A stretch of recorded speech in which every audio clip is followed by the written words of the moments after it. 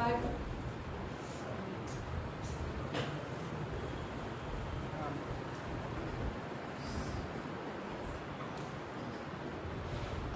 सर्वांना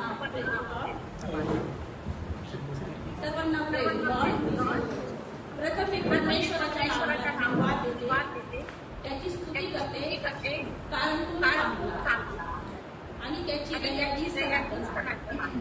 बरोबर त्या ठिकाणी आपण सर्वजण आला.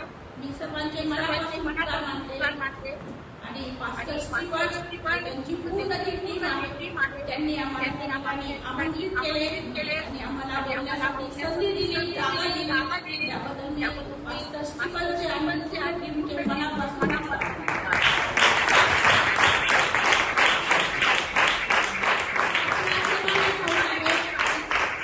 जगाची परिस्थिती वाईट आहे नाही का, अनेक ठिकाणी आपल्या लोकांचा छळ होत आहे, परंतु देवाने आज आपल्याला या ठिकाणी त्याचं स्तुती स्तवन करण्यासाठी एकत्र केलं.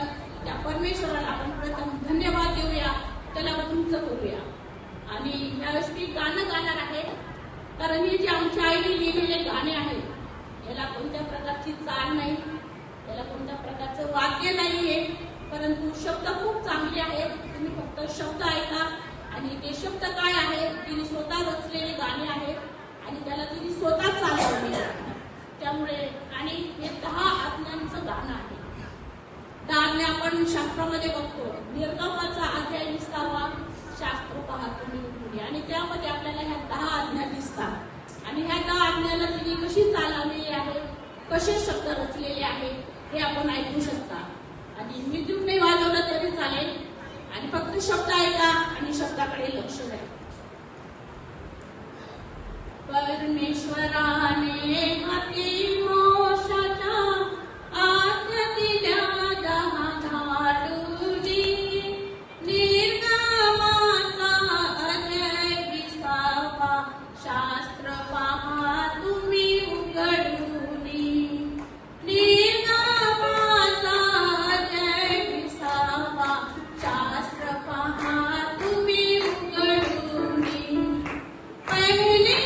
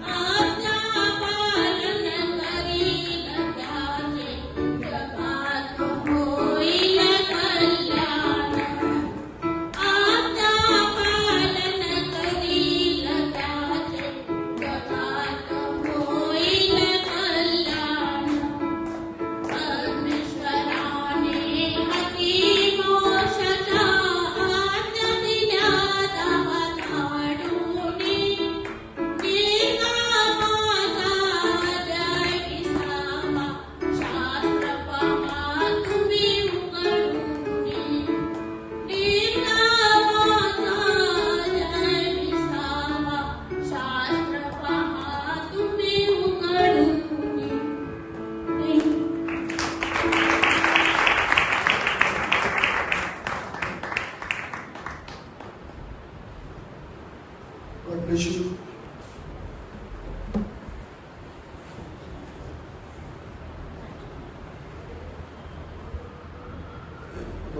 प्रेमदान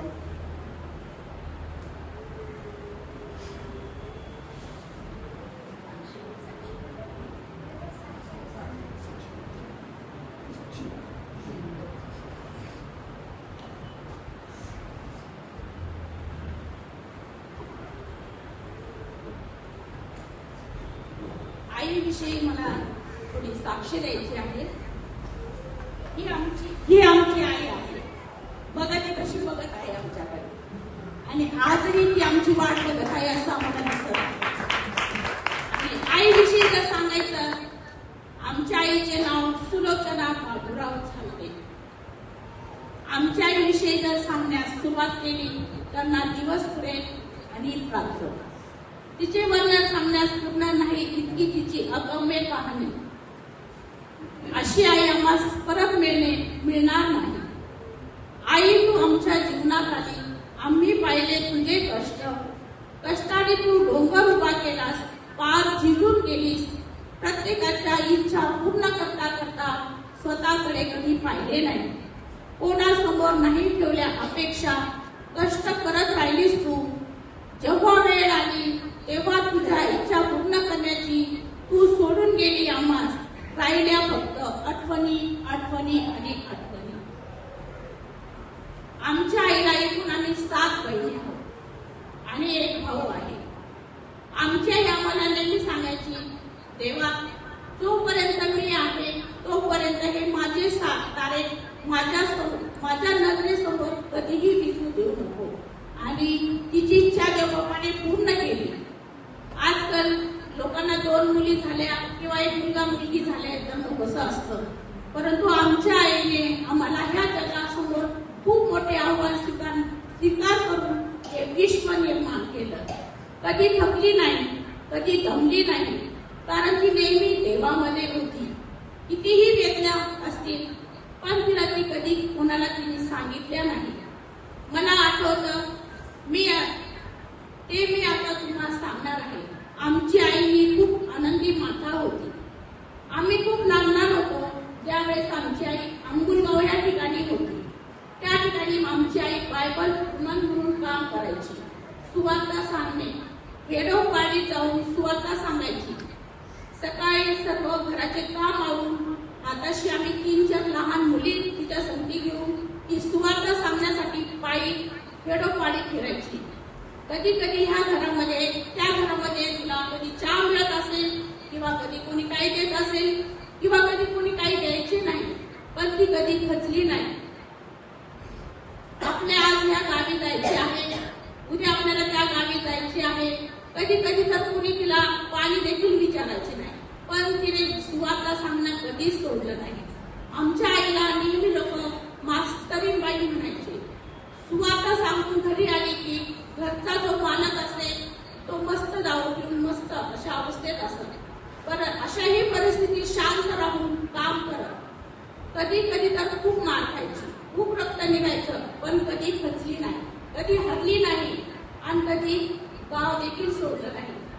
आणखी गाव मनमाड जवळ आहे, त्या ठिकाणी यात्रा भरायची.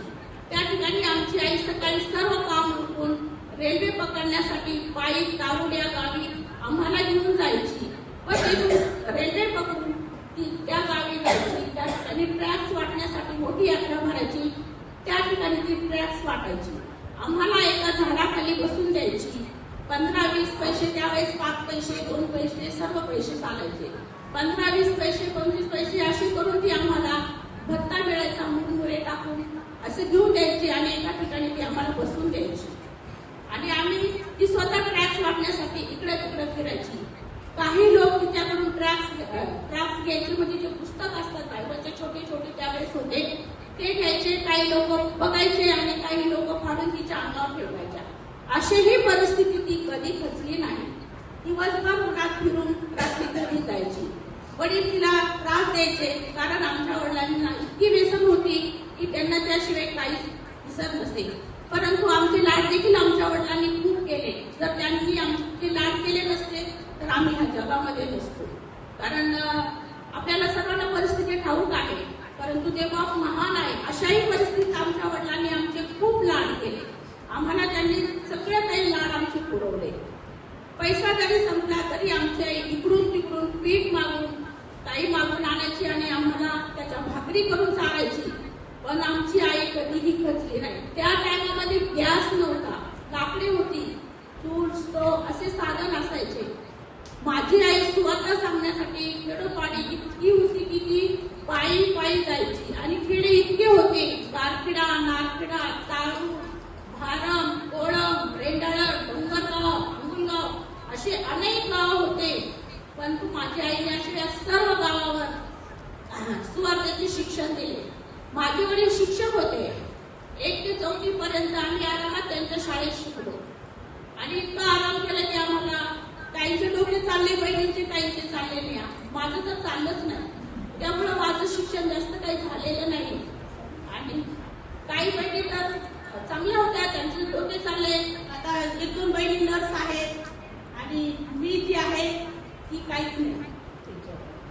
म्हणजे शाळेमध्ये काम करते पण ठीक आहे. माझी आई बरोबर आधारित खूप सुंदर सुंदर नाटकं खेडोपाडी घेऊन जायची. खूप मेहनत करायची. माझ्या आईचे नाटक मनमाड, येवला, भारम, कोळम अशा अनेक गावांना व्हायचे. आणि माझ्या आईला नेहमी नाटक बसवल्यामुळे नार्वेचे जे पाहुणे होते डोलाट मावशी म्हणून ते नेहमी तिला बक्षीस द्यायचे. आणि डोलाट मावशी ज्या होत्या त्यांनी आमच्यावर खूप प्रेम केलं. शिक्षणासाठी मदत केली. कारण का तर आमच्या आईची सेवा. आमच्या आईने जर सेवा केली नसती, ते कार्य केलं नसतं तर कदाचित ते देखील मागे खचले असते. परंतु आमच्या आईने सेवा भरपूर केली. कोणाच्या कधी भांडणात गेली नाही, कधी कोणाच्या घराचा कधी कोणाचा द्वेष केला नाही. जसा वेळ मिळेल तसं ती शास्त्र घेऊन बसायची. शास्त्राचा इतका सखोल अभ्यास केला होता तिने. आम्हाला देखील वचन पाठ करायला सांगायची, ज्यामुळे बायबलमधून कधी कधी परीक्षा व्हायची. आमची बहिणीचे त्यामध्ये नंबर यायचा, पहिला नंबर यायचा. पण आमच्या आईने आम्हाला कधीच पहिला नंबर दिला नाही. ती नेहमी म्हणायची नाही तू दुसरा घे, तिसरा घे, पण मी तुम्हाला पहिला नंबर देणार नाही. आणि आमची आई इतकी ही होती की सर्व लेकरांवरती प्रेम करायची. अनेक गोष्टी आहेत, परंतु अशाही कठीण परिस्थिती ती मागे हटली नाही. सतत संघर्ष करत राहिली. ज्या वेळेस आमच्या घरामध्ये चोर आले होते, भारम या गावी, आमचे घर नदी काठी होते. एकच घर होतं बाजूला. घर मोठे होते, कौलाचे होते. आणि त्या ठिकाणी चोर वरती चढले. आम्ही खूप लहान लहान होतो आणि आमच्या आई खूप घाबरट होती. आणि वडील बाहेर गावी होते, घरी नव्हते. काय करायचे त्यावेळेस ना फोन होता, ना कोणी शेजारी होतं. मी आणि शोभा, सीमा, संगीता, संतोष आम्ही हे त्यावेळेस, संतोष त्यावेळेस बाळ होता. तर आता काय करायचे, सर्वांना तिने उठून उठून थकली. शेवटी आम्ही लहान असल्या कारणाने आम्ही उठलो नाही. आणि मग तिने आम्हाला चिमटे घ्यायला सुरुवात केली. आमचे केस ओढायला सुरुवात केली. ओरडा, काहीतरी करा, रडा. आणि मग आम्ही त्यावेळेस उठून बसलो. आम्ही रडायला लागलो, ओरडायला लागलो. आजूबाजूचे सर्व लोक आले आणि मग ते चोर पळून गेले. परंतु सांगण्याचं तात्पर्य हे की आमची आई खूप घाबरट होती, परंतु देवा तिच्या संगती होता आणि ते चोर आम्हाला काहीच करू शकले नाही. आणि मग त्या ठिकाणचे गावचे सरपंच होते, त्यांनी 2 दिवस आमच्या घरावर पहारा दिला. आणि खूप ते चांगले होते सरपंच देखील. त्या गावाला इतके मासे होते की आम्ही कंटाळून जायचो मासे खाऊन खाऊन. इतके टोपलीच्या टोपली आम्हाला गावाहून लोक मासे आणून द्यायचे. खूप चांगले लोक होते. आणि बरोबर परमेश्वराने आम्हाला ते सर्व गोष्टीमध्ये सहाय्य आणि मदत केली. आमच्या वडिलांची शिक्षक असल्या कारणाने कोणत्या कोणत्या गावाला बदली व्हायची आणि त्याही ठिकाणी आम्हाला चांगले चांगले लोक मिळायचे. आणि ज्यावेळेस अंबुलगाव या ठिकाणी मिशनरी लोक यायचे. मिशनरी म्हणजे फॉरेनर लोक. आणि ती असे 1-2 येत नव्हते, 20-25 अशी इतके जण यायचे. लहान लहान लेकर असायचे. आणि त्यावेळेस आमची आई त्या माळा तयार करायची. आणि त्या ठिकाणी त्या गावाला कसं असायचं, फुलं नसायचे. खेडेगावात फुलं नसायचे. तर आमची आई नाही अशा माळा बनवायची. त्यावेळेस कागद चांगले होते. आता सगळं नकली झालंय, सगळं हायब्रिड झालेलं आहे. त्याच्यामुळे कागद देखील खूप पातळ झालेला आहे. आणि दिसते सर्वांना हे अशा माळा माझी आई बनवायची, स्वतः बनवायची. 20-20, 25-25 माळा त्यावेळेस बनवायची.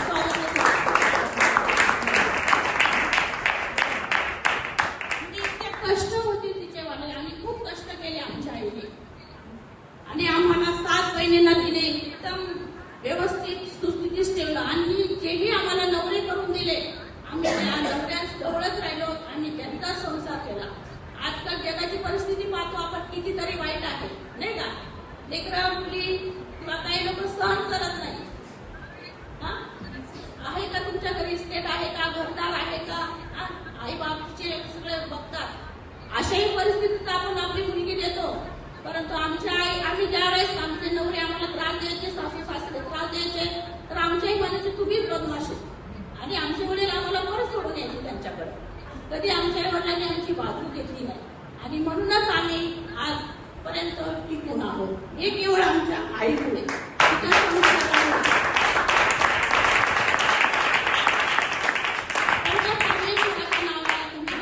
सांगण्यासारखं पुष्कळ आहे. आणि मी इथं थांबवते कारण वेळ पण पुष्कळ झालेली आहे. आणि मी सर्वांनी तुम्ही मनापासून ऐकलं म्हणून मी तुमचे सर्वांचे मनापासून आभार.